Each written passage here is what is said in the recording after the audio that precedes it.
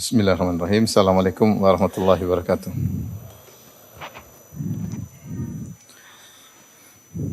Alhamdulillahi ala ihsani wa syukru lahu ala taufiqihi wa amtinani. Asyhadu an la ilaha illallah wahdahu la syarika lahu ta'ziman li sya'nih. Wa asyhadu anna Muhammadan abduhu wa rasuluhu da'ila ridwani. Allahumma salli alaihi wa ala alihi wa ashabihi wa ikhwani. Hadirin dan hadirat yang dirahmati oleh Allah Subhanahu wa taala, kita masuk pada pertemuan terakhir tentang bab Ar-Raja, pertemuan yang kelima. Atau pertemuan yang keenam ya, ini pertemuan yang terakhir tentang bab Ar-Raja.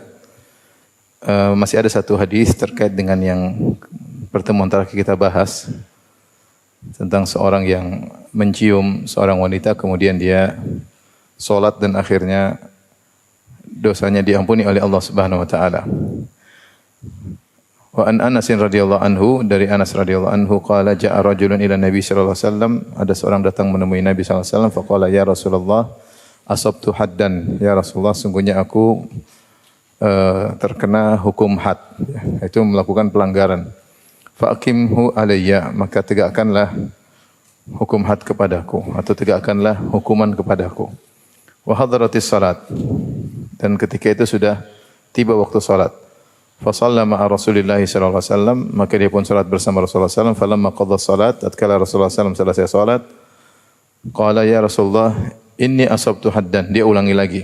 Tadi waktu sebelum salat Rasulullah sallallahu alaihi wasallam belum bisa mengomentari, kemudian dia salat berjamaah bersama Nabi sallallahu alaihi wasallam. Setelah salat dia datang lagi. Dia bilang ya Rasulullah inni asabtu haddan fa aqim fiyya kitabullah. Ya Rasulullah sungguhnya aku melakukan pelanggaran, aku harus dihukum, maka tegakkanlah kepadaku hukum kitabullah, yaitu hukum Allah tegakkanlah kepadaku. Qala Rasulullah SAW bersabda, hal hadarta ma'ana salat, apakah kau ikut salat berjamaah bersama kami? Qala na'am, kata beliau, orang ini berkata na'am. Qala qad ghufira laka, sungguh telah diampuni dosa-dosamu. Hadis muttafaqun alaih ya.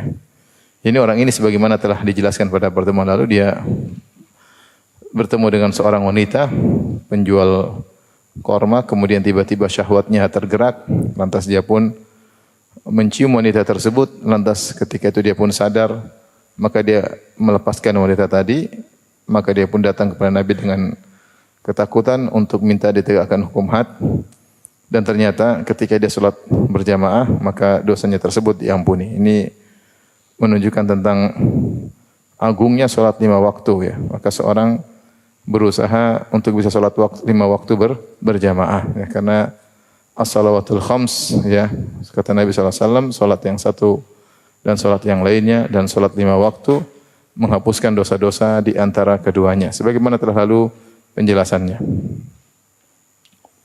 Taib, hadis berikutnya terkait dengan babur raja, berharap kepada Allah Subhanahu wa taala. Wa anhu, dari Anas bin Malik radhiyallahu anhu qala, dia berkata, qala Rasulullah sallallahu alaihi wasallam, sungguhnya Rasulullah sallallahu alaihi wasallam bersabda, innallaha la yardha 'anil 'abdi an ya'kula al-akalata fayahmadahu 'alaiha. Sungguhnya Allah benar-benar ridha kepada seorang hamba yang ketika dia memakan makanan lantas dia pun memuji Allah atas makanan yang dia makan tersebut. Aw yashraba syarbah fayahmadahu 'alaiha, atau dia minum suatu minuman kemudian dia memuji Allah karena minuman tersebut. Al-aklah kata Al-Imam Nawawi bi fathil hamzah wa hiya al-marratul wahidah min al-akl, itu sekali makan.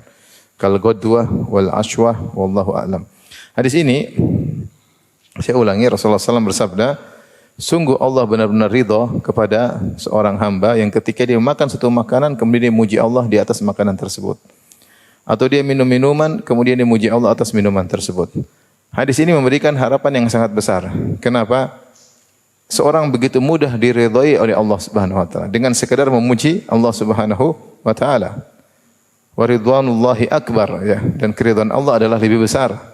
Kita ini menjalankan ibadah buat apa? Untuk mencari keridhaan apa? Allah Subhanahu wa taala. Ternyata dalam satu hadis Rasulullah SAW mengabarkan jika seorang memuji Allah, mengatakan alhamdulillah sehabis makan atau alhamdulillah setelah minum, dengan menghadirkan bahwa ini semua benar-benar karunia Allah Subhanahu wa taala, maka ternyata dia diridhai oleh Allah. Ini menunjukkan mudah seorang diridhai oleh Allah, di antaranya caranya dengan sering memuji Allah Subhanahu wa taala. Dalam satu hadis Rasulullah SAW bersabda, "Laisa ahadun ahabba ilaihil madhu min Allah min ajli dzalika madha ala nafsihi." Kata Nabi sallallahu alaihi wasallam, tidak ada satu orang pun atau tidak ada suatu pun yang paling menyukai pujian seperti Allah. Oleh karenanya Allah memuji dirinya sendiri. Jadi Allah zat yang suka jika kita memujinya. Jika kita memujinya. Kata para ulama, kenapa Allah suka dipuji? Bukan kembali kepada Allah Subhanahu wa taala kemaslahatannya, tapi kembali kepada para hamba. Seperti Allah memerintahkan para hamba untuk beribadah, ya. Allah ciptakan manusia dan jin, wa ma khalaqtul jinna wal insa illa liya'budun. Tidaklah aku ciptakan jin dan manusia kecuali untuk beribadah kepadaku. Allah menyuruh mereka beribadah, kemaslahatannya bukan kembali kepada Allah. Ya, kenapa? Karena dalam hadis kata Nabi sallallahu alaihi wasallam, Allah berkata, ya ibadi, ya, innakum lan tablughu dhurri fatadurruni, lan tablughu naf'i fatanfa'uni. Wahai hamba-hambaku, kalian tidak bisa beri mudarat kepadaku dan kalian tidak bisa beri manfaat kepadaku. Enggak mungkin kalian beri manfaat kepadaku. Kemudian Allah jelaskan, ya ibadi, law anna awwalakum wa akhirakum wa insakum wa jinnakum kanu ala atqa qalbi rajulin wahidin minkum ma zada fi mulki syai'a. Wahai hamba-hambaku, jika kalian seluruhnya berkumpul, ya, dari awal sampai akhir jin dan manusia, semuanya di atas hati orang yang paling bertakwa, artinya semuanya hatinya seperti Nabi Muhammad sallallahu alaihi wasallam, maka tidak akan menambah kekuasaanku sama sekali. Seluruh jin hatinya seperti malaikat Jibril, tidak akan menambah kekuasaanku sama sekali. Allah sudah maha sempurna sebelum ada para hamba. Dan Allah tetap sempurna, ya, dan sudah sempurna dan tidak peduli dengan ibadah para hamba. Kalau ada para hamba yang beribadah, maka maslahatnya kembali kepada para hamba tersebut. Dan Allah sudah ingatkan dalam banyak ayat. Kata Allah Subhanahu wa taala, "In ahsantum ahsantum li anfusikum." Jika kalian berbuat baik, maka itu untuk diri kalian sendiri. Wa in asatum falaha. Kalau kalian berbuat keburukan, maka kembali kepada diri kalian sendiri. Makanya dalam hadis qudsi tadi Allah juga berfirman, ya ibadi law anna awwalakum wa akhirakum wa insakum wa jinnakum kanu ala afjari rajulin ala qalbi afjari rajulin wahidin minkum ma naqasa min mulki syai'a. Wahai hamba-hambaku, jika kalian seluruhnya dari awal sampai akhir, manusia pertama dari Nabi Adam sampai manusia terakhir menjelang hari kiamat, dan jin yang pertama sampai jin yang terakhir, semua hatinya seperti hati orang yang terburuk, taruhlah semuanya seperti Fir'aun, taruhlah semuanya iblis, maka tidak mengurangi kemuliaanku sama sekali. Jadi takwanya orang-orang bertakwa dan maksiatnya orang-orang bermaksiat tidak mempengaruhi kekuasaan Allah Subhanahu wa taala. Makanya Allah mengatakan, in ahsantum ahsantum li anfusikum. Kalau kalian berbuat kebaikanlah untuk kalian. Wa in asatum falaha. Kalau kalian berbuat keburukan adalah mudaratnya kembali kepada kalian. Allah juga berfirman, "Faman yashkur fa innama yashkuru li nafsihi. Wa man kafara fa innallaha ghaniyyun hamid." Siapa yang bersyukur, maka dia bersyukur kepada dirinya sendiri. Allah tidak butuh rasa syukurnya, Allah tidak butuh ibadahnya. Kalau dia kufur, maka Allah maha kaya.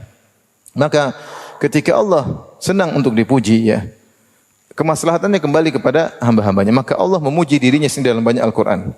Alhamdulillahilladzi khalaqas samawati wal ard. Allah puji Allah, ya. Wa ja'alal dhulumati wan nur. Allah puji Allah dalam banyak ayat.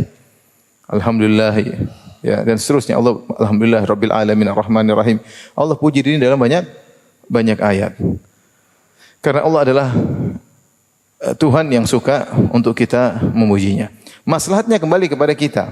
Pertama, kata para ulama, di antara maslahat kenapa kita sering memuji Allah, pertama, Allah mengajarkan bahwasanya dialah yang berhak untuk dipuji, ya. Ya, bahwasanya dialah yang berhak ahlus tsana, ya, wal majd. Dia adalah ahlus tsana, dia yang berhak untuk dipuji. Tidak ada yang berhak untuk dipuji secara zatnya kecuali Allah Subhanahu wa taala. Makanya ketika kita umrah atau haji kita berkata, innal hamda wa ni'mata laka wal mulk la syarika lak. Sungguhnya pujian hanyalah milikmu, tidak ada sekutu bagimu. Karena semua selain Allah dipuji bukan karena zatnya, tapi karena kelebihan yang mungkin Allah berikan kepadanya. Manusia bukanlah apa-apa, dari tidak ada menjadi ada, maka dia tidak memiliki sesuatu yang pantas untuk dipuji kecuali apa yang Allah berikan kepadanya, yang murni berhak untuk dipuji karena zatnya cuma Allah. Maka Allah puji dirinya agar kita tahu hanya Dia yang berhak untuk dipuji secara zatnya, ya, secara zatnya. Baik karena sifat-sifatnya yang maha tinggi maupun karunia yang begitu banyak yang Allah berikan kepada kita. Kemudian di antara hikmah kenapa Allah suka kita untuk memujinya, agar kita di antaranya kata para ulama, agar kita tidak ujub. Agar kita tidak ujub bahwasanya kita sadar seluruh nikmat yang kita rasakan ini semuanya dari siapa? Allah. Maka kita sering mengatakan alhamdulillah. Alhamdulillah. Karena kalau kita tidak sering memuji Allah, kita kadang lupa. Kita menyangka keberhasilan kita itu dari kita sendiri. Sampai pada perkara kecil seperti makanan, terkadang kita lupa. Kalau makan ini sebenarnya dari siapa? Dari Allah. Betapa banyak orang kelaparan, betapa banyak orang tidak bisa makan, betapa banyak orang ada makanan dia tidak bisa makan, sakit. Ya. Oleh karenanya ketika kita bisa makan, murni ini karunia dari siapa? Allah. Maka kita puji Allah bahkan pada perkara-perkara yang sepele. Yang menurut kita sepele padahal tidak sepele. Karena itulah Nabi Nuh alaihissalam dipuji oleh Allah dengan dikatakan abdan syakura. Ya. Kata Allah Subhanahu wa taala, abdan syakura, ya. Nuh adalah hamba yang pandai bersyukur. Kalau kita baca buku tafsir, maka disebutkan kenapa Nuh alaihissalam disebut oleh Allah dengan hamba yang pandai bersyukur, karena dia selalu memuji Allah. Kalau dia makan makanan, dia mengatakan alhamdulillah. Kalau seandainya Allah berkehendak, tentu aku tidak makan dan aku akan lapar. Kalau dia minum minuman, dia mengatakan alhamdulillah. Dia berkata seandainya Allah berkehendak, aku akan kehausan. Kalau dia pakai pakaian, dia bilang alhamdulillah. Seandainya Allah berkehendak, tentu aku tidak memiliki pakaian. Ya. Sehingga dia selalu menghadirkan dalam setiap nikmat yang dia rasakan syukur kepada Allah. Maka seorang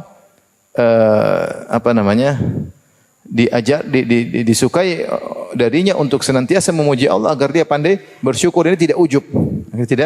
Tidak ujub. Kalau dia tidak sering memuji Allah, dia akan ujub, ya, akan ujub. Sehingga dia menghadirkan dalam dirinya semua ini adalah nikmat dari Allah Subhanahu wa taala. Dari sini kita tahu Rasulullah mengatakan, "Laisa ahadun ahabba ilaihi al-madhu min Allah wa min ajli dzalika madha nafsahu." Tidak ada zat yang paling menyukai pujian seperti Allah. Oleh karenanya Allah memuji dirinya sendiri. Dengan maslahat yang tadi kita sebutkan agar kita bisa mencontohi bagaimana cara memuji Allah, agar kita tahu hanya Allah yang berhak untuk dipuji secara zatnya, agar kita tidak ujub, ya, setiap nikmat yang kita dapati, agar kita tidak lupa diri, agar kita selalu ingat bagaimana lemahnya kita. Kita ini bukan siapa-siapa, kalau tidak kasih nikmat kita tidak bakalan nikmat. Nah, karenanya marilah kita sering memuji Allah dengan menghadirkan pujian yang berkualitas. Kalau kita memuji Allah dengan pujian yang berkualitas, alhamdulillahirabbil alamin, maka Allah akan ridha kepada kita. Kalau Allah sudah ridha kepada kita, tentu Allah tidak akan memasukkan kita dalam neraka jahanam. Hadis ini memberikan harapan yang begitu besar. Karena jika seorang memuji Allah hanya gara-gara makan satu makanan, Allah ridha kepadanya. Innallaha la yarda 'anil 'abdi an ya'kulal akla fayahmadahu 'alaiha. Sungguhnya Allah benar-benar ridha kepada seorang hamba yang dia makan makanan kemudian dia puji Allah. Au yashraba syarbah fayahmadahu 'alaiha, atau dia minum satu minuman kemudian dia muji Allah Subhanahu wa taala. Karenanya kita dapati banyak sekali doa-doa terkait makan dan minum. Terkait makan dan minum. Contohnya doa yang mungkin sering kita baca, alhamdulillahilladzi at'amani hadzal ta'am wa razaqanihi min ghairi haulin minni wala quwwah. Bayangkan doanya. Kalau kita makan, habis makan jangan lupa baca ini, alhamdulillahilladzi. Minimal kita bilang apa? Alhamdulillah. Minimal. Kalau ngapalnya susah bilang apa? Alhamdulillah. Dari alamin juga boleh. Tapi kalau doa yang lengkap, alhamdulillahilladzi at'amani. Segala puji bagi Allah yang telah memberikan aku makan. Hadzal ta'am, makanan ini. Makanan termasuk makanan maupun minuman disebut juga ta'am, ya. Wa razaqanihi, dan Allah beri rezeki makanan tersebut kepadaku min ghairi haulin minni wala quwwah, tanpa ada kekuatan dan kemampuan dariku. Ini murni dari siapa? Allah. Aku hanya melakukan sebab. Betapa banyak orang sudah berusaha tidak dapat makanan atau makanan yang kurang, tidak mencukupi. Ya. Maka ini mengajarkan kita untuk bersyukur kepada Allah karena kita tahu makanan ini benar-benar dari Allah Subhanahu wa taala. Makanya seorang terkadang membuat khayalan untuk renungan. Apel yang kita makan. apel yang kita makan ini. Ini kita makan apel, potong-potong makan. Apel dari mana? Apel ini mungkin dibeli oleh supir kita dari apa? Dari toko, supermarket. Supermarket dari mana? Dari mobil yang angkut dari supplier. Supplier dari mana? Intinya dari petani apel. Petani apel untuk sampai kepada kita butuh banyak instrumen untuk bisa menyampaikan apel tersebut kepada kita. Dia harus tanam apel tersebut.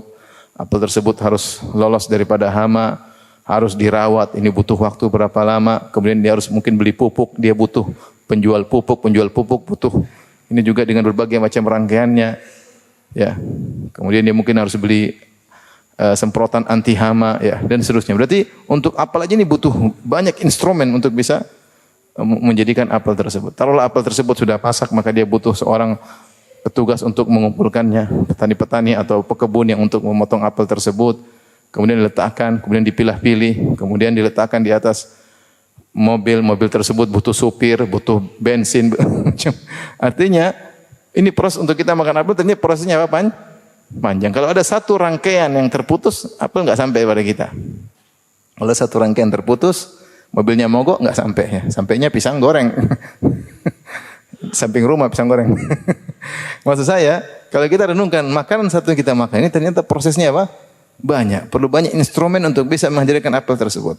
Maka benar kalau seorang ketika makan suatu makanan dia mengatakan alhamdulillahilladzi at'amani hadzal ta'am wa razaqanihi min ghairi haulin minni wala quwwah. Artinya segala puji bagi Allah yang telah memberikan aku makanan ini dan memberi rezeki makanan ini kepadaku tanpa daya upaya dariku. Ini salah satu doa. Seperti juga di antara doa yang diajarkan oleh Nabi ketika mau tidur, Nabi berkata, alhamdulilladzi at'amana wa saqana wa kafana wa awana fakam mimman la kafiya lahu wa la mu'wi. Kata Nabi sallallahu alaihi wasallam, segala puji bagi Allah alladzi at'amana. Alhamdulillah saya tidur ini saya sudah makan. Tadi pagi makan, tadi siang makan, malam juga mungkin makan. Wa saqana minum, tadi pagi minum sarapan, makan siang. Alhamdulillah. Wa kafana dan sudah mencukupkan kami, sudah cukup alhamdulillah tinggal tidur. Wa awana mengayomi kami, ada tempat tidur, ada rumah. Fakam mimman la kafiya lahu wa la mu'wi. Betapa banyak orang yang tidak ada yang bisa beri kecukupan kepadanya dan tidak ada yang mengayominya. Ini kita bersyukur sebelum apa? Sebelum tidur. Ini kalau kita mensyukuri seperti ini dengan pujian atau syukur yang kualitas, Allah akan ridha kepada kita. Di antara doa juga setelah makan, alhamdulillahi hamdan katsiran tayyiban mubarakan fih, ghairu makfiyyin wala makfurin wala muwadda'in wala mustaghnan anhu rabbana. Artinya segala puji bagi Allah dengan pujian yang banyak, yang tayyiban, yang baik, mubarakan fih, yang penuh dengan keberkahan. Ghairu makfiyyin, yang aku tidak pernah merasa cukup dari nikmat tersebut. Nikmat selalu membutuhkan nikmat dari siapa? Allah. Wala makfurun, dan tidak dikufuri nikmat tersebut. Kalau dapat nikmat kita gunakan untuk bertakwa kepada Allah. Wala muwadda'in, dan semoga ini bukan nikmat yang terakhir, masih ada nikmat-nikmat yang berikutnya. Wala mustaghnan anhu, dan tidak pernah kita merasa cukup dari nikmat tersebut. Ya Rabbana, ya Rabb kami. Subhanallah, ungkapan pengakuan luar biasa yang diucapkan oleh seorang setelah makan. Alhamdulillahi hamdan katsiran tayyiban mubarakan fih. Segala puji bagi Allah Subhanahu wa taala dengan pujian yang banyak, yang baik, yang penuh keberkahan. Ghairu makfiyyin, yang tidak ditolak, yang kita merasa tidak pernah apa? Cukup, kita selalu butuh kepada nikmat Allah Subhanahu wa taala, tidak pernah kita merasa cukup dari nikmat Allah.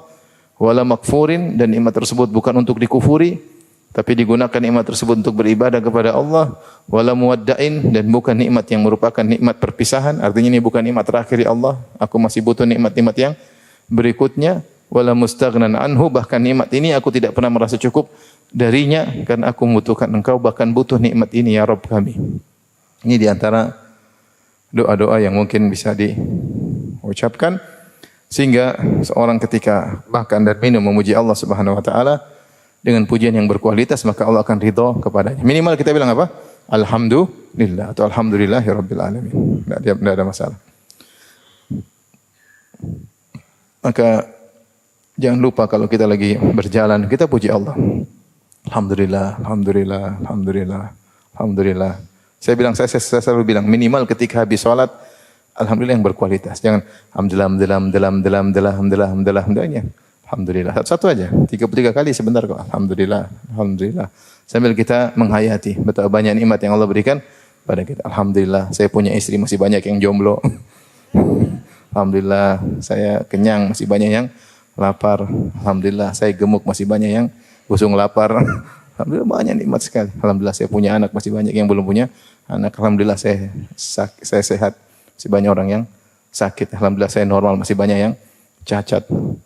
Alhamdulillah, saya punya istri yang solehah, masih banyak istri yang suka ngomel. Alhamdulillah, masih banyak anak-anak bisa sekolah, masih banyak anak yang tidak sekolah. Mau kita renungkan nikmat Allah enggak ada habis-habisnya. Tapi maksud saya nikmati zikir tersebut. Sehingga alhamdulillah kita itu berkualitas. Sehingga kita nikmati. Jadi sholat santai aja, santai pelan-pelan. Enggak ada yang mau diburu. Mau buru apa? Buru-buru juga duitnya sama-sama juga segitu. Segitu ngapain? Apa yang mau diburu? Santai aja. Santai nikmatin zikir. Ya. Siapa yang memuji Allah dengan kualitas, Allah akan ridha kepadanya. Kalau mau sekedar makan aja pujiannya dipuji Allah, diridhai oleh Allah, bagaimana lagi dengan yang lainnya. Baik. Kemudian kita masuk pada hadis terakhir dalam babur raja. Belum, masih ada lagi. Masih ada 2 hadis. Hadis berikutnya an Abi Musa radhiyallahu anhu. Anin Nabi sallallahu alaihi wasallam qala, dari Nabi sallallahu alaihi wasallam beliau bersabda, Inna Allah Ta'ala yabsutu yadahu bil lail yatuba musi'un nahar. Sungguhnya Allah membuka tangannya di malam hari agar pelaku dosa di siang hari bertobat. Wa yabsutu yadahu bin nahar liyatuba musi'ul lail. Dan Allah membentangkan tangannya di siang hari agar pelaku dosa di malam hari bertobat. Hatta tatul asyamsu min maghribiha, sampai matahari terbit dari barat. Rawahu Muslim. Hadis ini memberi harapan yang besar terutama bagi para pelaku dosa untuk tidak pernah putus asa dari bertobat. Kenapa? Kapan dia bertobat, mau siang hari, mau malam hari, di waktu manapun Allah selalu membentangkan tangannya untuk menerima tobatnya. Wahai sebagian kita yang mungkin melakukan dosa di malam hari, jangan tunda-tunda tobat. Kalaupun kau harus menundanya sampai pagi hari, maka segera bertobat di pagi hari. Karena Allah sedang membentangkan tangannya untuk menerima tobatmu. Wahai pelaku dosa di siang hari, kalau kau timbul penyesalan di malam hari, segera bertobat, ya, karena Allah sedang membentangkan tangannya untuk menerima tobatmu, ya, saat itu juga. Ini adalah harapan besar bagi para pelaku dosa. Siapakah di antara kita yang tidak berdosa? Kita ini tiap hari berdosa. Kalau enggak berdosa di pagi hari, di siang hari, ya berdosa di malam hari. Tetapi Allah Subhanahu wa taala senantiasa membuka pintu tobat kecuali matahari terbenam dari terbit dari mana? Dari barat. Jadi tobat seorang hamba, apapun dosa yang dia lakukan, sebesar apapun, syirik, kufur, membunuh, riba, ya, durhaka sama orang tua, zina, apapun. Kalau dia bertobat, Allah akan ampuni. Kecuali 2 kondisi. Kondisi pertama, kalau matahari sudah terbit dari barat, selesai. Berarti pintu tobat sudah tertutup. Kondisi kedua, malam yugharghir, selama nyawanya belum di kerongkongan. Innallaha yaqbalu taubatal abdi malam yugharghir. Sungguhnya Allah menerima taubat seorang hamba sebelum nyawanya di kerongkongan. Setelah kerongkongan selesai, Allah tidak terima taubatnya. Maka jangan pernah menunda bertobat kepada Allah. Bahwasanya Tuhan kita adalah At-Tawwab. Tawwab yaitu Maha penerima taubat. Kemudian yuhibbut tawwabin, mencintai orang-orang yang bertobat. Berpindahlah, berubahlah statusmu dari dibenci oleh Allah menjadi dicintai oleh Allah. Pelaku maksiat dibenci oleh Allah, rubah statusmu jadi dicintai oleh Allah dengan apa? Bertobat. Semakin sering bertobat, semakin dicintai oleh Allah Subhanahu wa taala, ya. Innallaha yuhibbut tawwabin. Sungguhnya Allah mencintai orang-orang yang tawwab, itu senantiasa bertobat kepada Allah Subhanahu wa taala, ya. Apapun dosa kita, betapapun banyak dosa kita, berulang-ulang pun dosa kita, beraneka ragam pun variasi dosa kita, jangan lupa untuk bertobat kepada Allah Subhanahu wa taala. Sungguhnya ampunan Allah lebih luas dan lebih agung daripada dosa yang kita lakukan. Tapi bertobat. Jangan tunda-tunda.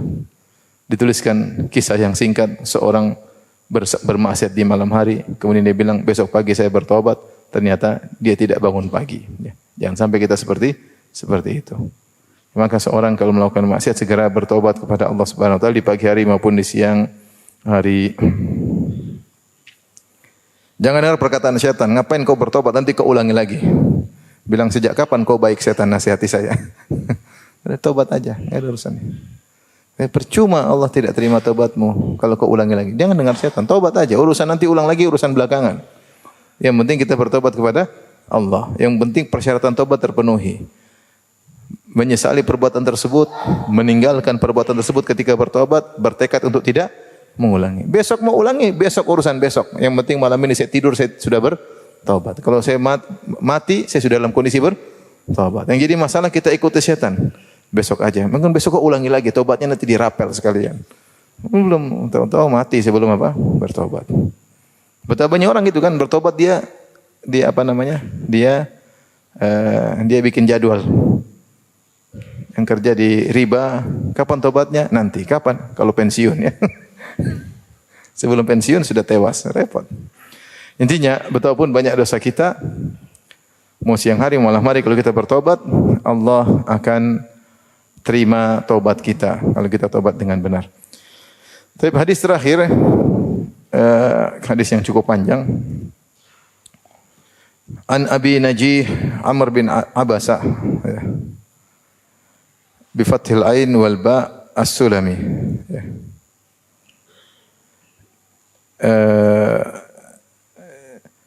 Beliau ini adalah disebutkan dalam biografinya adalah saudara seibu dari Abu Dzar Al-Ghifari. Saudara seibu dari Abu Dzar Al-Ghifari. Cuma Abu Dzar Al-Ghifari ibunya Ghifariyah dan ayahnya Ghifari. Adapun ini dari Bani Sulaim. Makanya dikatakan As-Sulami radhiyallahu taala anhu. Ayah berbeda tapi satu ibu. Satu ibu dengan siapa? Abu Dzar Al-Ghifari, sahabat yang ma'ruf. Qala, kata dia, kuntu wa ana fil jahiliyah adhunnu anna an-nasa 'ala dhalalah wa annahum laisu 'ala syai'. Wahum ya'budun awthan. Ketika aku masih di zaman jahiliyah, aku menyangka manusia semua sesat.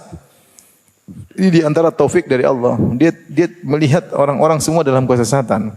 Wa annahum laisu ala syai' dan mereka benar-benar tidak di atas suatu yang benar. Wahum ya'budun awthan dan mereka seluruhnya menyembah apa? Berhala. Kita tahu ketika Nabi SAW diutus di puncak-puncak kerusakan. Tidak ada kerusakan seperti kerusakan menjelang Nabi diutus. Dalam Sahih Muslim Rasulullah SAW bersabda, Inna Allah nadhara ila ahli al-ardi famaqatahum arabahum wa ajamahum illa baqai min ahli al-kitab. Allah memandang kepada penghuni bumi, maka Allah murka kepada mereka semuanya tanpa terkecuali kecuali segelintir ahlul kitab yang masih bertauhid, yang masih memegang ketauhidan kepada Allah, yaitu sebagian kecil pendeta yang masih tidak berbuat kesyirikan. Tapi seluruhnya rusak, kerusakan di mana-mana. Di Jazirah Arab, di Persia, di Romawi, di India, di Indonesia dulu. Kita nggak tahu waktu itu ya. Pokoknya rusak semua di mana-mana. Dan beliau ini, sahabat ini, dia memandang kondisi manusia, dia mengatakan, "Adzunnu anna nasa ala dhalalah." Persangkaanku ini semua manusia di atas kesesatan. Mereka tidak di atas kebenaran sama sekali. Kenapa? Wahum ya'budunal awthan dan mereka menyembah berhala. Ini fitrahnya. Dia tidak ikut-ikutan sama yang lain. Di zaman Nabi ada sekelompok orang namanya Ahnaf. Ahnaf itu orang-orang yang sebelum Nabi diangkat menjadi Rasul, mereka tidak melakukan kesyirikan. Masih Hanif. Di antaranya Nabi SAW, di antaranya Waraqah bin Naufal, di antaranya Qis bin Sa'idah. Ada beberapa tokoh-tokoh yang belum diutus menjadi Nabi, tapi mereka tidak mau dengan apa? Kesyirikan. Fitrah mereka masih berjalan, mereka disebut dengan Al-Ahnaf. Orang-orang yang Hanif.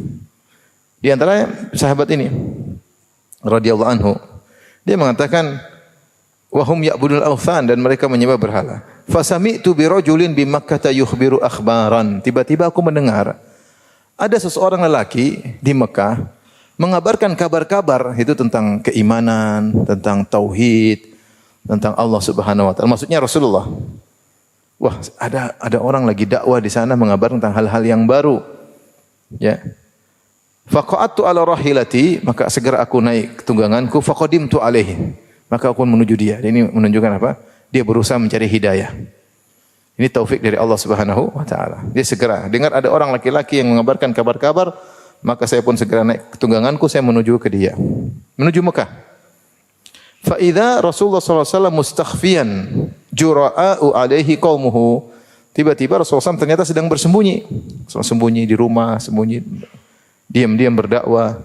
Kenapa? Jura'u alaihi qaumuhu. Kaumnya berani terhadap dia. Mencelanya, memakinya, menghinanya, apalagi sahabat-sahabat mungkin dipukulin, ada yang dibunuh. Kaumnya berani terhadap dia. Makanya Rasulullah SAW sembunyi dalam dakwah. Terutama di fase pertama. Di fase dakwah yang pertama selama 3 tahun Rasulullah SAW berdakwah apa? Sembunyi. Disebut dengan dakwah sirriyah. Dakwah sirriyah. Jadi ini menunjukkan dia datang di awal-awal Islam. Datang di awal-awal Islam. Fatalattaftu, aku pun diam-diam. Hatta dakhaltu alaihi bimakkah, sampai aku berhasil bertemu dengan Rasulullah sallallahu alaihi wasallam. Dia berusaha. Dia tidak tanya, "Mana Muhammad? Mana Muhammad?" Dia khawatir dia juga dimusuhin sama masyarakat setempat. Maka dia pun mencari Nabi dengan diam-diam. Dan ini di antara cerdasnya beliau radhiyallahu taala anhu, Amr bin Abasa. Fatalattaftu, aku pun diam-diam, pelan-pelan, hatta dakhaltu alaihi bi Makkah, sampai akhirnya aku pun bertemu dengan Rasulullah sallam di Makkah. Faqultu lahu, aku berkata kepadanya, "Ma anta?" Apa kondisimu? Bukan man anta, bukan siapa engkau, tapi ma anta itu ada apa dengan geranganmu? Ada apa dengan engkau? Maksudnya apa yang sedang kau bawa? Engkau ini bagaimana? Apa yang kau bawa ini? Ma anta? Apa gerangan dirimu? Qala ana nabiyyun, aku nabi. Qultu wa ma nabiyyun? Apa itu nabi? Dia enggak tahu. Pokoknya penyembah berhala sesat. Ini orang ini siapa dia enggak tahu. Wa ma nabiyyun? Apa itu nabi? Qala arsalani Allah. Allah telah mengutusku. Perhatikan, dia tidak tanya Allah itu siapa? Enggak. Ketika Nabi ditanya, apa itu nabi? Nabi jawab siapa? Aku adalah Allah telah mengutusku. Faqultu bi ayyi syai'in arsalaka? Allah mengutusmu dengan apa, yang disuruh mengutus bawa apa? Apa yang kau disuruh untuk mendakwahkannya? Perhatikan di sini. Kenapa Amr bin Abbas tidak bertanya siapa, apa itu Allah? Karena orang-orang musyrikin mereka beriman kepada siapa? Allah. Mereka beriman kepada Allah. Banyak di antara mereka yang namanya Abdullah. Mereka juga berhaji, mereka juga berumrah. Ya. Kenapa? Karena nenek moyang mereka, orang-orang Quraisy, nenek moyang mereka kembali kepada Ismail bin Ibrahim, dan nenek moyang mereka Ibrahim dan Ismail yang telah membangun apa? Ka'bah. Makanya ketika Abraha ingin menyerang Ka'bah, maka kakek Nabi Abdul Muttalib yang itu musyrik ketika itu, dia pun berdoa kepada Allah, ya, agar menjaga rumahnya. Akhirnya Allah kirim apa? Burung-burung ya untuk menghancurkan Abraha. Tapi intinya mereka beriman kepada Allah, hanya saja mereka melakukan apa? Kesyirikan. Bi ayyi syai'in arsalaka? Allah mengutusmu dengan apa? Qala arsalani bi silatil arham. Allah mengutusku untuk menyuruh manusia menyambung silaturahmi. Wa kasril authan, dan untuk menghancurkan patung-patung. Ini sejak awal Nabi disuruh demikian. Tapi kita ketahui Nabi tidak bisa menghancurkan satu patung pun, tidak bisa selama berdakwah. Nabi baru bisa hancurkan 23 tahun 13 tambah 8, 21 tahun kemudian ketika Fatu Makkah. Baru Rasulullah SAW mengelilingi Ka'bah, ada 360 Ka'bah. Rasulullah SAW dorong sehingga jatuh semuanya. Wa qul ja'al haqqa wa zahaqal batil, telah datang kebenaran dan telah hancur hilang kebatilan. Tapi selama itu Nabi di Mekah, Nabi tidak pernah menghancurkan satu patung pun. Kenapa? Tidak mampu. Karena namanya bernahi mungkar harus lihat situasi dan apa? Kondisi. Kalau bisa menimbulkan kemudaratan lebih berat, lebih besar, jangan. Tidak boleh, tidak boleh. Taib. Jadi Allah telah mengutusku untuk menyambung silaturahmi, wa kasril authan, untuk menghancurkan patung-patung, wa an yuwahhadallahu la yusyraku bihi syai', dan agar Allah diesakan dan tidak disyirikkan, disekutukan sama sekali. Tauhid dan akhlak. Ini inti dasar dakwah Nabi, tauhid dan akhlak. Qultu faman ma'aka ala hadza? Aku bertanya, siapa yang mengikutimu, yang bersamamu sekarang ini? Nabi berkata, hurrun wa abdun, seorang merdeka dan seorang hamba sahaya. Bahkan Rasulullah SAW saking ini baru bertemu nih, Rasulullah SAW juga tidak gegabah. Rasulullah ingin mendakwai, tapi Rasulullah tidak sebut nama. Padahal orang merdeka maksudnya Abu Bakar, budak maksudnya Bilal. Tapi itu pun Rasulullah SAW tidak menyebut apa? Nama. Kata dia seorang merdeka, hurrun wa abdun. Wa ma'ahu yawma idzin Abu Bakrin wa Bilal radhiyallahu anhu, kata Amr bin Abbasah, ketika itu yang bersama Nabi Abu Bakar dan siapa? Bilal radhiyallahu anhuma. Faqultu, aku berkata, inni muttabi'uka, saya akan ikut engkau. Dia langsung menyatakan Islam dan ingin ikut Nabi sallallahu alaihi wasallam. Kata Nabi, Innaka lan tastati'a dzalika yaumaka hadza. Kau enggak bisa ikut saya sekarang, berat. Udah pulang kampung aja, jangan ikut sini, bahaya di sini di Mekah. Kau enggak bisa ikut saya sekarang ini. Ala tara hali wa halan nas, lihatlah kondisiku dan kondisi orang, semua orang musuhiku. Saya cuma bertiga, saya, Abu Bakar, Bilal. Jangan ikut-ikutan. Rasulullah melihat juga masalah dan apa? Mudharat. Kalau dia ikut, dia masalahnya bukan penduduk Mekah. Dia enggak kuat nanti. Kalau Abu Bakar penduduk Mekah, dia punya kabilah. Bilal juga yang mau di mana? Tinggal di Mekah. Ini orang luar sudah pulang dulu kata Nabi. Kau Islam tapi jangan ikut saya di sini. Pulang dulu. Tidakkah kau lihat kondisiku dan kondisi orang-orang?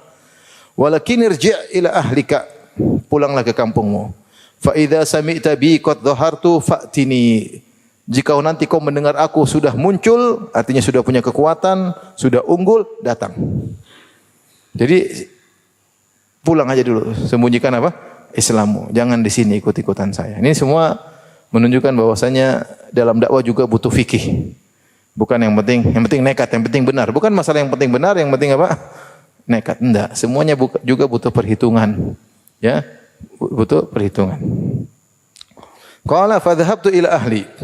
Kata sahabat ini, aku pun pulang ke keluarga, aku pulang kampungnya ke Bani Sulaim. Wa qadima Rasulullah SAW al-Madinah. Akhirnya 13 tahun kemudiannya Rasulullah SAW hijrah ke kota Madinah. Lama ini enggak ketemu. Dia datang di awal-awal mungkin tahun pertama, tahun kedua. Setelah belasan tahun kemudian, itu tahun ke-13 kenabian, Rasulullah SAW berhijrah ke kota Madinah. Hatta qadima nafarun min ahli Madinah. Sampai ada sebagian dari keluargaku atau dari sukuku datang ke kota Madinah. Kemudian bercerita tentang kondisi di Madinah. Faqultu ma fa'ala hadzal rajul alladhi qadima al-Madinah? Ya. Maka aku bertanya kepada kerabatku atau kepada sukuku yang datang dari Madinah, apa yang dilakukan oleh sang laki tersebut di kota Madinah? Dia tidak bilang apa yang telah dilakukan oleh Rasulullah. Ya. Bisa jadi orang ini pada enggak suka Nabi. Maka dia bertanya seakan-akan tidak beriman kepada siapa? Nabi. Orang itu ngapain di Madinah? Gampangannya gitu. Laki-laki itu ngapain di Madinah? Ya, kalau dia bilang Rasulullah berarti ini beriman, bisa jadi masalah. Ini semua perlu strategi. Maka dia berkata, apa yang dilakukan orang tersebut di Madinah? Faqalu an-nasu ilaihi sira. Orang cepat sekali beriman kepadanya di Madinah. Wa qad arada qaumuhu qatlahu, padahal kaumnya ingin bunuh dia. Falam yastati'u dzalik, namun mereka tidak bisa membunuh Nabi sallallahu alaihi wasallam. Ada dua tafsiran, ada yang mengatakan mereka ingin bunuh Nabi ketika Nabi di Mekah. Yang sebagaimana Allah berfirman dalam Al-Quran, wa idh yamkuru bikal ladzina kafaru liyuthbituka aw yaqtuluka aw yukhrijuk. Ketika orang kafir berbuat makar untuk menjarakanmu atau untuk membunuhmu atau untuk mengusirmu, tapi mereka ternyata tidak berhasil. Allah selamatkan sehingga Nabi pun berhijrah. Ini pendapat pertama, sehingga mereka tidak mau membunuh Nabi. Pendapat kedua, maksudnya mereka datang dari Mekah dalam perang Badar, dalam perang Uhud, dalam perang Khandaq, namun mereka tidak berhasil membunuh siapa? Nabi Muhammad sallallahu alaihi wasallam. Makanya mereka berkata, waqad arada qaumuhu qatlahu falam yastati'u dzalik. Kaumnya ingin membunuh dia, itu Quraisy, ingin membunuh Muhammad, namun mereka tidak berhasil. Faqadimtul Madinata fadakhaltu alaihi. Aku pun datang ke kota Madinah setelah belasan tahun. Lalu aku temui Nabi sallallahu alaihi wasallam. Subhanallah. Ada yang mengatakan beliau datang setelah perang Khandaq. Artinya kalau dia ketemu Nabi di tahun pertama dan perang Khandaq tahun 5 Hijriah, berarti berapa tahun perpisahan? 13 tambah 5 berapa? 18 tahun. 18 tahun kemudian, taruhlah 15 tahun kemudian dia datang lagi ketemu Nabi di Madinah. Maka dia berkata, "Ya Rasulullah, ata'rifuni?" Masih ingat saya? Subhanallah. Berapa tahun kemudian? 18 tahun kemudian. Kata Rasulullah SAW, "Na'am." Ingat. Antal ladzi laqitani bi Makkah. Engkau yang telah bertemu denganku di Mekah. Dulu wes sembien kalau bahasa Jawa. Yang dulu itu tah, iya, Masya Allah. Kalau saya 18 tahun, jangan 1 tahun saya lupa. Masih ingat Ustaz? Oh, saya enggak ingat. Nanti ajak saya makan waktu itu enggak ajak makan, saya lupa. Kalau ajak makan mungkin masih ingat. Ada orang ketemu saya di hotel. Ustaz, ini siapa ya? Ustaz ingat saya kan? Aduh ya. Ustaz waktu itu kita makan bareng. Lah ini harusnya ngajak makan bareng, harusnya saya ingat. Kok saya enggak ingat? Waktu itu Ustaz bayarin. Lah itu sebabnya. Saya yang bayarin. Kalau kamu yang bayarin baru saya ingat. Nabi SAW 18 tahun ingat subhanallah. Dia mengatakan, antal ladzi laqitani bi Makkah, bukankah kau yang pernah bertemuku di awal-awal Islam? Qultu ya Rasulullah, akhbirni amma 'allamakallah wa ajhaluhu. Ya Rasulullah, kabarkanlah kepada aku tentang apa yang Allah ajarkan kepadamu dan aku tidak tahu. Akhbirni anis salat, kabarkanlah kepadaku tentang salat. Maka dia sudah dengar tentang Islam, salat apa segala. Maka Rasulullah jelaskan, sholli salat as-subhi. Salatlah engkau salat subuh. Tsumma qsur anis salat. Kemudian tahan, jangan salat lagi. Kalau saya salat subuh jangan salat sunnah lagi. Hatta tartafi asy-syamsu qida rumhin. Sampai matahari naik seukuran tombak. Kita lanjutkan. Nabi menyuruh salat subuh. Kemudian setelah salat subuh tahan, jangan salat lagi kata Nabi SAW. Sampai waktu syuruk, yaitu seukuran matahari tinggi. Hatta tartafi asy-syams, sampai matahari tinggi seukuran tombak. Itu ulama sekarang mengatakan kira-kira 15 menit setelah sunrise. 15 menit setelah sunrise. Nah, lihat jadwal baik-baik. Jadwal itu biasanya jadwal sunrise, bukan jadwal syuruk. Kalau jadwal sunrise, maka boleh sholat lagi, itu awal waktu duha, yaitu 15 menit setelah apa? Sunrise. Kurang lebih. Fa innaha tatlu'u hina tatlu'u baina qarnai syaitan. Sungguhnya matahari ketika itu terbit di antara dua tanduk syaitan. Wa hina idzin yasjudu lahal kuffar, dan ketika itu orang kafir sujud kepada syaitan. Itu Nabi tidak ingin kita bertasyabuh dari sisi waktu ibadah. Di waktu itu banyak orang-orang yang sujud kepada matahari. Yang mungkin di zaman Nabi tidak ada di Jazirah Arab, tapi mungkin di bumi belahan yang lain. Tapi Rasulullah kabarkan, jangan bertasyabuh dengan mereka dari sisi waktu apa? Ibadah. Tahan. Dan ini kata para ulama berlaku terhadap solat sunnah. Kalau solat fardu kapan saja silakan apa? Solat. Seorang terlambat solatnya di qadha tidak ada masalah. Yang masalahnya kalau apa? Solat sunnah. Tsumma sholli, kemudian kalau sudah masuk waktu duha, yaitu seperempat jam setelah sunrise, tsumma sholli, kemudian solatlah, terserah 2 rakaat, 4 rakaat, 6 rakaat, 8 rakaat, kata Syekh bin Baz, bahkan 100 rakaat tidak ada masalah. Bebas terbuka. Sampai kapan? Kenapa? Fa inna sholata masyhudatun mahdhurah. Sungguhnya solat ketika itu dihadiri. Jadi kalau kita solat duha, malaikat hadir. Makanya orang kalau solat duha dia ada kekhusyuan, dia rasakan apa? Kekhusyuan, malaikat hadir. Makanya solat sebisa kita. Hatta yastaqilla dhillu birrumhi, sampai bayangan semakin kecil. Jadi begini, orang Arab dahulu kalau mereka mau lihat waktu, mereka tidak pakai jam tangan, kan belum ada waktu itu. Jadi mereka taruh apa? Tombak yang tinggi. Mereka lihat bayangan panjang, lama-lama mengecil. Kalau semakin mengecil berarti matahari sudah semakin dari sini ya. Timur mana? Timur sini kan? Timur. Jadi kalau ini bayangan mengecil berarti sudah semakin matahari semakin di atas. Kalau di tengah bayangan mulai habis. Maka solatlah terus solat duha sampai bayangan mengecil mendekati ke tombak. Itu kata para ulama kira-kira 10 menit sebelum adzan zuhur berhenti, jangan solat lagi. Berapa menit? 10. Ada yang bilang 7 menit. Itu disebut dengan fai'udz dzil. Cuma sedikit ya, 7 menit atau 10 menit berhenti, enggak usah solat lagi. Ya, enggak usah solat lagi. Tsumma qsur anis salat, dan jangan salat. Fa innahu hina idzin tusjaru jahannam, ketika itu jahannam sedang dipanaskan lebih panas lagi. Fa idza aqbala al-fai' fa shalli, kalau ternyata sudah muncul lagi bayangan, jadi bayangan kan gitu kan. Sini matahari berarti semakin ke tengah ya kan? Habis muncul lagi berarti matahari sudah tergelincir. Paham? Sudah tergelincir berarti sudah masuk waktu apa? Zuhur. Fasalli fa inna salata masyhudatun mahdhuratun hatta tusalli al-asr. Maka salatlah, mau salat duhur, habis salat duhur juga boleh salat sunnah. Sampai waktu apa? Asar. Ini di antara waktu salat siang. Salat siang itu dari duha sampai menjelang duhur, dan setelah duhur sampai menjelang apa? Asar. Itu salat siang, salat sunnah siang hari. Tsumma qsur anis salati hatta taghrubasy syams. Kalau sudah salat asar berhenti, jangan salat lagi. Jangan salat lagi. Nabi yang bilang jelas. Sampai terbenam matahari. Fa innaha taghrubu baina qarnai syaitan. Sungguhnya matahari tenggelam di antara dua tanduk syaitan. Wa inna hina idzin yasjudu lahal kuffar. Karena ketika itu orang-orang kafir sedang sujud kepada matahari. Artinya setelah asar jangan kau salat, karena para orang-orang kafir lagi zikir pagi petang. Zikir pagi petang kepada matahari, persiapan. Kemudian kita ngisi pengajian di sebagian tempat seperti itu. Kita pengajian ada zikir pagi petang, mereka juga ada zikir di pagi hari. Jadi ada ya, pujian-pujian yang mereka apa? Puji. Makanya setelah asar mereka persiapan dan puncak mereka adalah ketika matahari mulai apa? Terbenam, maka mereka sujud. Maka setelah subuh juga jangan sholat karena mereka persiapan. Puncaknya ketika matahari terbit. Faham? Baik. Qala faqultu ya Nabi Allah. Aku berkata, wahai Nabi Allah, fal wudu hadithni anhu. Wudu, kabarkanlah kepada tentang wudu. Dia sudah dengar salat, wudu. Wudu bagaimana? Kata Nabi SAW, ma minkum rajulun yuqarribu wudu'ahu fayatamadmad atau wudu'ahu, tidaklah seorang dari kalian mendekatkan tempat air wudu, maksudnya air wudunya, air untuk apa? Berwudu. Fayatamadmad, kemudian dia berkumur-kumur, wa yastanshik, kemudian dia hirup air di hidung, wa yastanthir, kemudian dia hembuskan.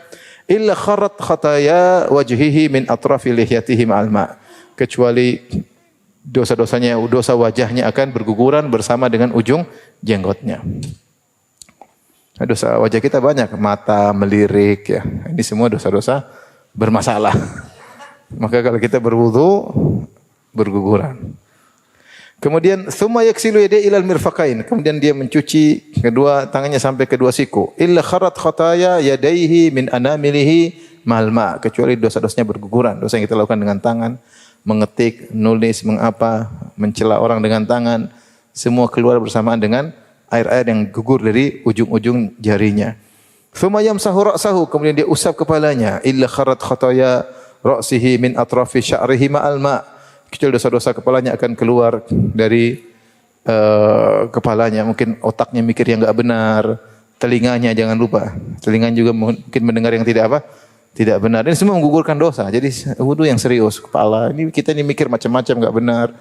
Kemudian ini kita. Thumma yaksilu qadamaihi ilal ka'bain. Kemudian dia mencuci kedua kakinya sampai kedua mata kakinya. Illa kharrat khataya rijlaihi min anamilihi ma'al ma'. Kecuali dosa akan berguguran bersama dengan jari-jarinya. Turunnya air dari jari-jarinya. Fa in huwa qama fa shalla. Kalau dia berdiri kemudian salat, fa hamidallaha ta'ala, kemudian dia muji Allah, wa athna alaihi, kemudian dia sanjung Allah, wa majjadahu, dia agungkan Allah, billadzi huwa lahu ahlun, dengan yang memang berhak Allah diagungkan, wa farraga qalbahu lillah, ini penting. Kemudian dia fokuskan hatinya untuk Allah. Khusyuk. Illa ansarafa min khati'atihi ka hay'ati yauma waladathu ummuhu, subhanallah. Kecuali dia selesai dari salat dalam kondisi seluruh dosanya dihapuskan seperti baru dilahirkan dari perut ibunya. Hadis ini sangat beri harapan. Bersih dosa gampang, yang penting kayak begini sudah. Makanya dibawakan Imam Nawawi dalam hadis apa? Bab roja. Karena ternyata untuk diampuni dosa sederhana. Tapi fahaddatha Amr bin Abbas bi hadzal hadis Aba Umamah. Kemudian Amr bin Abbas, sahabat ini menyampaikan hadis kepada sahabat yang lain namanya Abu Umamah Al-Bahili, sahiba Rasulullah sallallahu alaihi wasallam. Faqalahu Abu Umamah berkata, "Ya Amr bin Abbas, unzur ma taqul." Wahai Amr, lihat apa yang kau sampaikan, cek dulu. Fi maqamin wahid yu'tu hadzal rajul, sekali dia beribadah diberikan pahala yang begitu banyak, diampuni dosa-dosanya. Dia bertanya, maksudnya hadis ini menunjukkan luasnya rahmat Allah. Maka Abu Umamah bilang, cek dulu, benar enggak ini hadis ini? Sekali dia wudu, kemudian diampuni apa? Dosa-dosanya. Coba cek lagi. Faqala Amr berkata, ya Aba Umamah, laqad kabirat sinni, aku sudah tua, wa raqa 'azami, dan tulangku sudah rapuh, waqtaraba ajali, dan ajalku sudah dekat. Wa ma bi hajatun an akdziba 'ala Allah Ta'ala wa 'ala Rasulih. Ngapain saya lagi berdosa atas nama Allah? Ngapain lagi saya berdosa atas nama Nabi sallallahu alaihi wasallam? Laulam asma'ahu min Rasulillah sallallahu alaihi wasallam illa marratan aw marratain aw thalathan hatta adda sab'a marrat. Ma haddathtu abadan bihi. Kalau saya cuma dengar dari Nabi hadis ini sekali, dua kali, tiga kali sampai 7 kali, cuma dengar 7 kali, mungkin saya tidak sampaikan kepada engkau. Walakinni sami'tuhu aktsar min dzalik. Tapi saya dengar hadis ini Nabi ulang-ulang lebih dari 7 kali. Maka saya sampaikan ini kepada engkau. Hadis ini memberi harapan, ini hadis terakhir dari bab roja. Oh, masih ada lagi ya? Waktu sudah habis tapi. Insyaallah kita lanjutkan hadis terakhir pada tanggal 31 Oktober insyaallah taala, karena saya lagi safar ya. Ini pertanyaannya saya simpan di sini. Saya taruh di buku, mudah-mudahan tidak hilang ya.